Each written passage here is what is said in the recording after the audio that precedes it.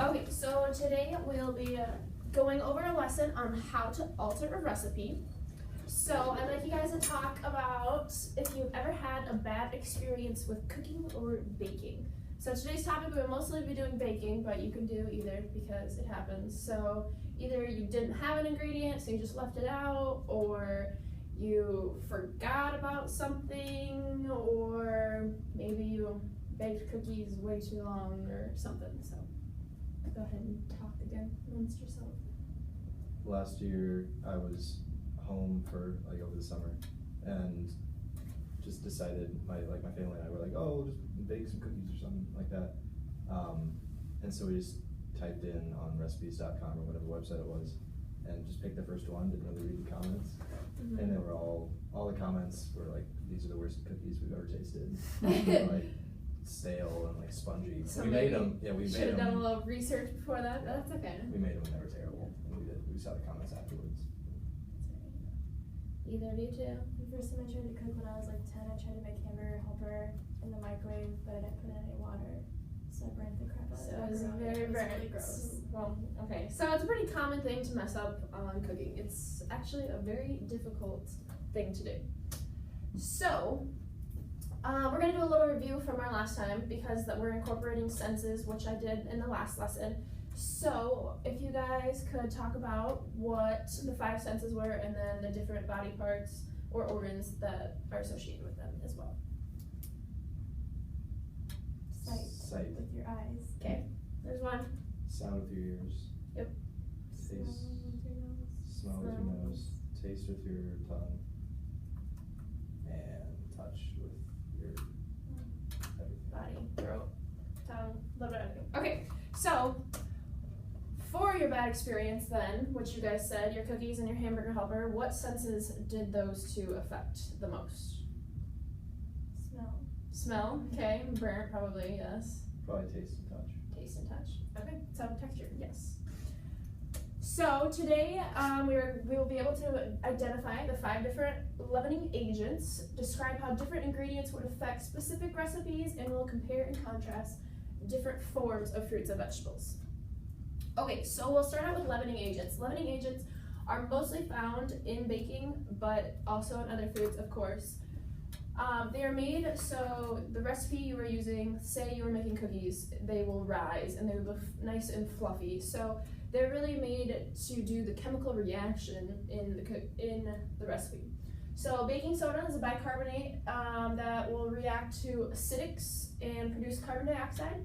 Baking powder is essentially baking soda with a little bit of starch, and it is double acting, which means that right as you start mixing in baking powder, it will act from the mixing, and then it'll also act up once you put it in the oven for the heat. So acts twice.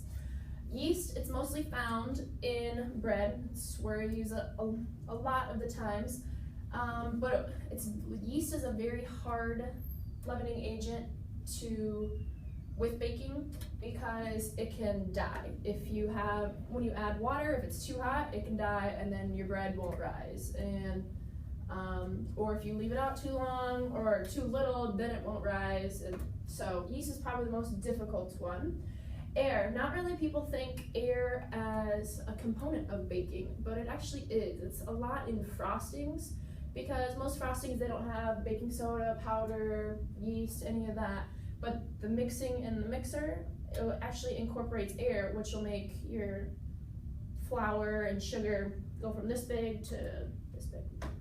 So another one is steam. Steam is mostly made, you would say, in like cream puffs or type of pastries. And the steam reacts once you put it in the oven, and that's how it gets nice and fluffy as well. Okay, so the last one, salt, is not a leavening agent, but it is used almost with all of these because it helps incorporate and slow down the chemical reactions of these. Because if you don't have any salt, the chemical reaction will go so fast, and if you don't bake in a hurry, then it won't work. So the salt kind of slows down the chemical reaction and evens everything out. So do you have any questions so far with the leavening agents? No? Okay. So now we're going to to talk about a recipe that has different ingredients that will be used to substitute, or first of all, we're gonna just do a control one. So this is a Nestle Toll House cookie, and this is what it's supposed to look like. So cookies are supposed to be very flat and have a nice crisp to them. So this is the control with everything measured correctly with this recipe. All right, now adding extra flour. So this last one, it had only 1 cup and 2 tablespoons of flour, and this one had 2 whole cups.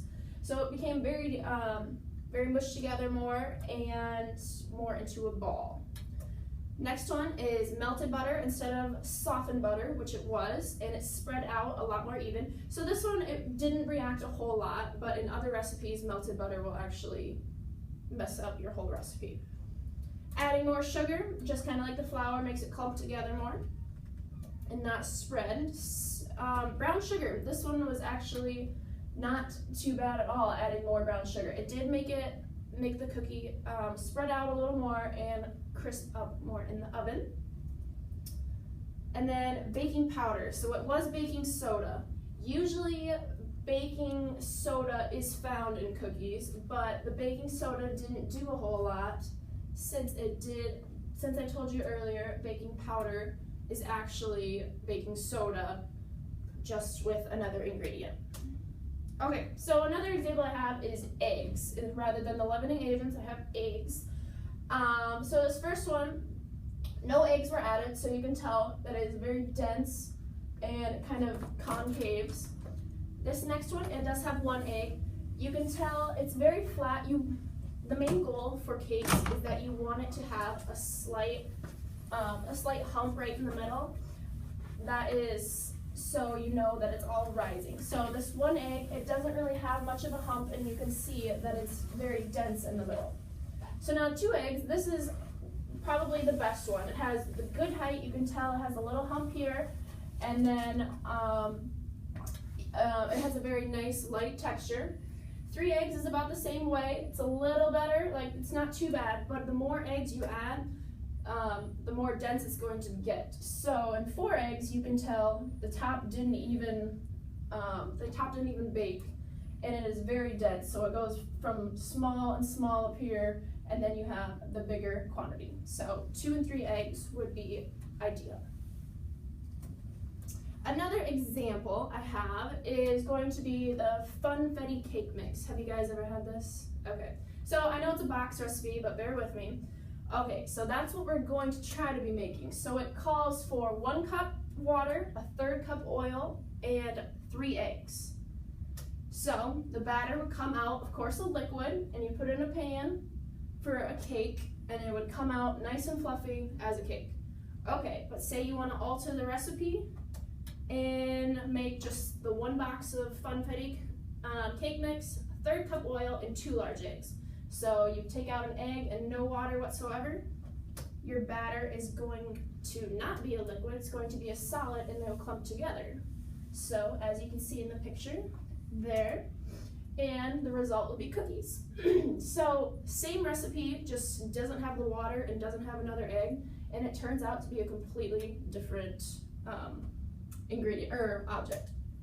Okay, so we are going to do a cooperative learning activity. So you are all going to go to one of your neighbors, and they're going to pick one, and they're going to say the top item, and you are going to try to think of a substitution that can go for that. So you can start. Some of them are a little harder, some of them are a little easier, so don't worry if you don't know. So only say the top one to him. Salt. Do you know what you can use instead of salt, or something that can make a recipe more healthy?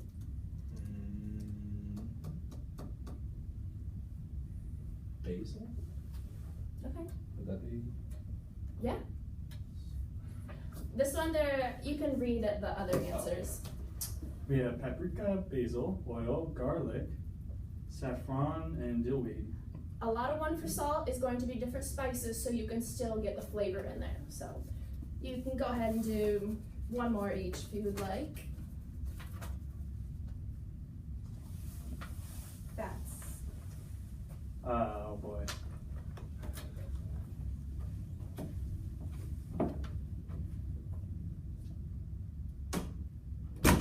Sugar? No. That's okay.